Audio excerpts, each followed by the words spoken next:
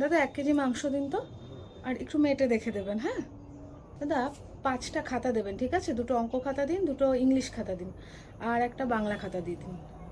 ভালো দেখে দেবেন। কত হলো?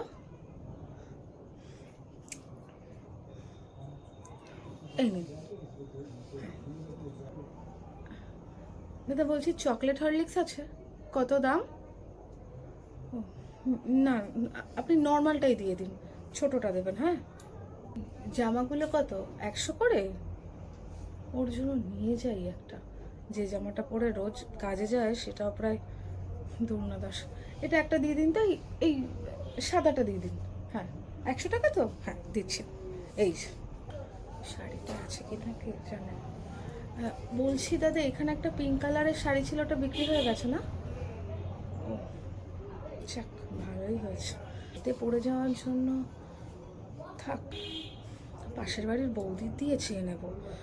যা অবস্থা, তাতে এই শাড়িটা কিনতে গেলে হয়তো আরও বেশি দামই লাগতো।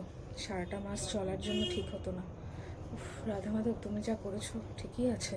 পাশের বাড়ি বৌদির দিয়ে একটু শাড়ি চেয়ে নেব, একদিনের জন্য তো পরতেই দেবে। থাক দাদা, না অন্য শাড়ি দেখবো না, পরে আসবো।